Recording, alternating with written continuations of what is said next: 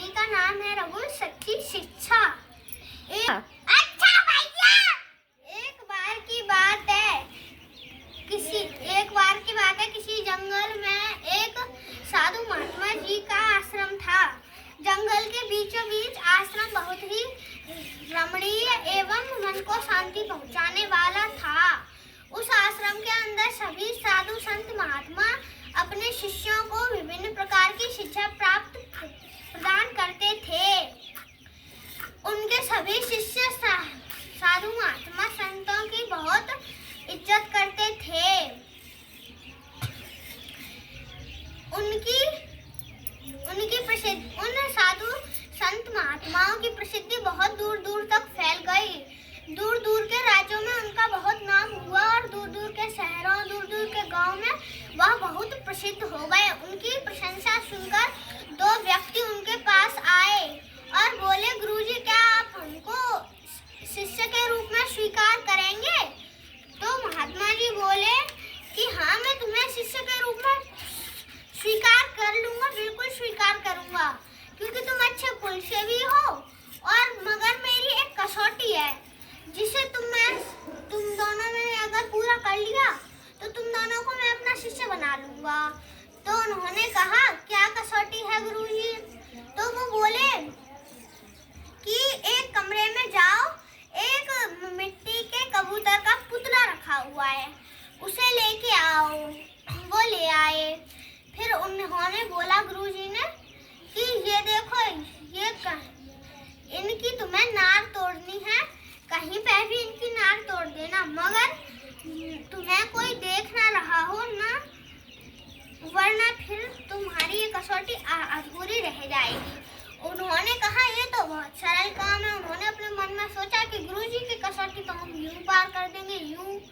तो फिर गुरुजी की कसौटी उन्हें समझ ही नहीं आई। फिर वो चल दिए। एक आदमी ने तो उस आश्रम से कुछ दूर जाकर ही अपनी वो तोड़ दी कबूतर की गर्दन। लेकिन दूसरा आदमी बहुत दूर तक गया और उसने जंगल में जाकर देखा कि यहाँ पे मुझे कोई नहीं देख रहा आसपास, चलो यहीं पे कबूतर की गर्दन तोड़ देता हूँ। इधर दूसरी तरफ उस आदमी ने कबूतर की गर्दन तोड़ भी दी, लेकिन ये सोच रहा था कि मैं यहीं पर तोड़ दूं। तो उसने पेड़ पर देखा कि वहाँ पर एक पक्षी बैठा हुआ है और वो उसे देख रहा है। तो उसने सोचा अपने मन में कि ये पक्षी तो मुझे देख रहा है, ऐसे तो मेरे गुरुजी की कसौटी अधूरी रह जाएगी। उसने कहा कि गुरुजी ने मुझे ये कहा था कि कोई देखे ना, तो वो वहाँ से चल दिया। उसने कहा कि ये पक्षी तो मुझे देख ही लेगा, मेरी कसौटी अधूरी रह जाएगी इस पक्षी की वजह से। तो वो वहाँ से चल दिया। वो दूर वहाँ पे कहीं झाड़ियाँ थी, वहाँ उन झाड़ियों में जाकर खड़ा हो गया और कबूतर की गर्दन तोड़ने लगा। तभी उसने नीचे देखा कि वहाँ पे कुछ कीट पतंगे, चींटियाँ वहाँ पर नीचे हैं और वो उसी की तरफ देख रही हैं। तो उसने सोचा, ऐसे तो मेरी फिर से कसौटी अधूरी रह जाएगी, अब मैं क्या करूँ? वो थोड़ी देर तक वहीं पे खड़ा रहा और सोचता रहा। फिर उसके दिमाग में एक आइडिया आया। फिर उसने बहुत देर तक खुदाई की और एक गड्ढा बनाया। उसके अंदर जाके वो खड़ा हो गया। फिर खड़े होने के बाद वो कबूतर की गर्दन तोड़ने लगा। तो उसने देखा कि कबूतर की आंखें तो मुझे देख रही हैं। फिर वो वहाँ से गड्ढे में से निकला और इधर उधर देखकर उसने कपड़ा ढूंढा और कपड़े से कबूतर को लपेट लिया, कि कबूतर की आंखें लपेट ली, जिससे कि जो कबूतर के पुतले के अंदर जो आंखें थी वो उसे फिर देख नहीं पा रही थी। फिर उसने सोचा कि अरे, मेरी आंखें तो मुझे देख ही रही हैं, ऐसे तो कसौटी अधूरी ही रह जाएगी। तो फिर उसने सोचा कि चलो मैं अपनी आंखें बंद करके ही इस कबूतर की गर्दन तोड़ देता हूँ।